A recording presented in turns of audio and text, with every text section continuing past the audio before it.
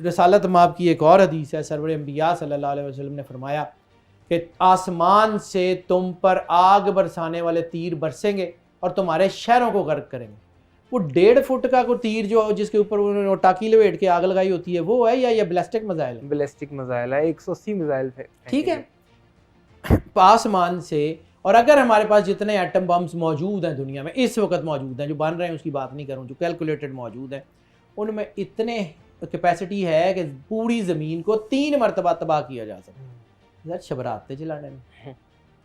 वो जो मौला इमाम मेहदी अलैहिस्सलाम का है कि 100 कोस पे दिया जलेगा, तो वो 100 कोस पे दिया इसीलिए चलेगा ना, बड़े बड़े शहर तबाह होंगे।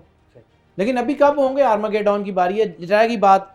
तो सर पाकिस्तान इस वक्त शदीद ख़तरों की ज़द में, मशरक़ वस्ता में लगने वाली आग पाकिस्तान पहुँचते टाइम नहीं लगेगा, बिल्कुल।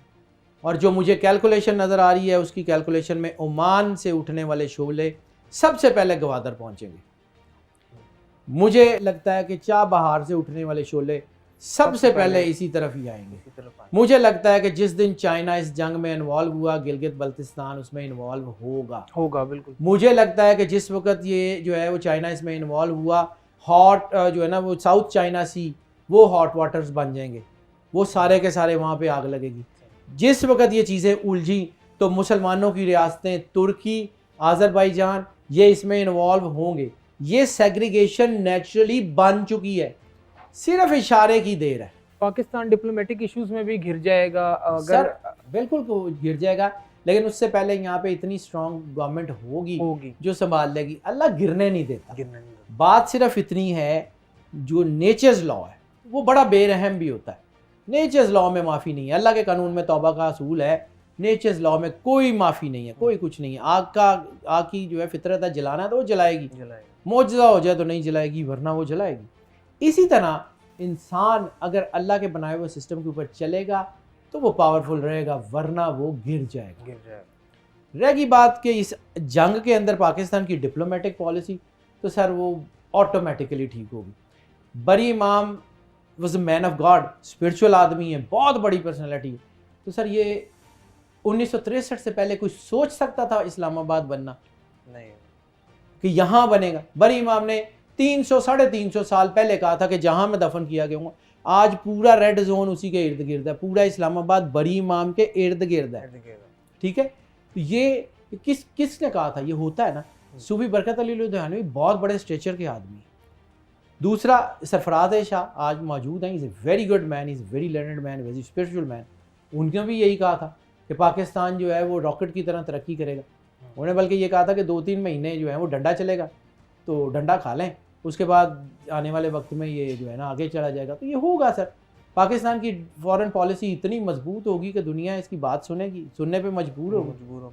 ईरान ने सर इस जंग में काफ़ी कुर्बानियाँ भी दी हैं, पहले कासिम सुलेमानी साहब, फिर हसन नसरुल्लाह साहब, फिर इस्माइल हानिया साहब, ईरान की काफ़ी कुर्बानियाँ, तो क्या वो रंग लाएंगी आगे? बिल्कुल लाएंगी, क्यों नहीं हो सकता सर। ईरान की कुर्बानियों को तो आप भूल जाए ना, फ़लस्तीन के बच्चों की, फ़लस्तीन की माओं की, फ़लस्तीन के लोगों की, लबनान के लोगों की, बच्चों की, उनकी कुर्बानियाँ, वो क्या कोई वो मतलब उनकी माए नहीं है, उनके बच्चे नहीं है, उनका कोई अल्लाह नहीं सुनने वाला। सर ये होगा, ये पूरा सिस्टम बदलने जा रहा है।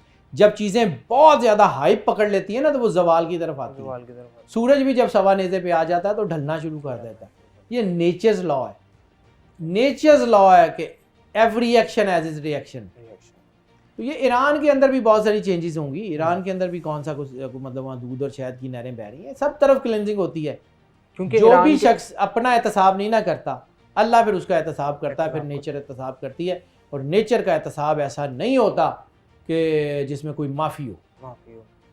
क्या सर समझते हैं कि इस जंग का रुख कहाँ पलटेगा? और सर ये जंग मैंने अभी बताया कि ये फैलेगी जंग।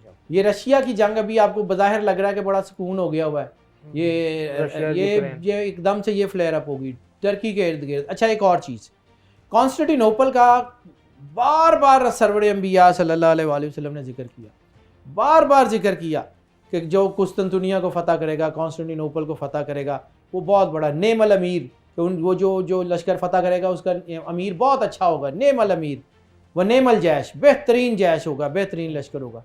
सुल्तान मोहम्मद फ़ातह के बाद तो ऐसा कोई बंदा उभरा ही नहीं अभी तक। तो ये कॉन्स्टेंटिनोपल की फतह क्या ऐसे ही all in vain? No sir, Constantinople से दुनिया बदलेगी। और एक और चीज़, सिर्फ कोई नंबर्स का आदमी हूँ, मुझे ज़्यादा तो नहीं आता, लेकिन जितना आता है उसकी रोशनी में बता दूँ, मस्जिद अक्सा, मस्जिद हराम और कॉन्स्टेंटिनोपल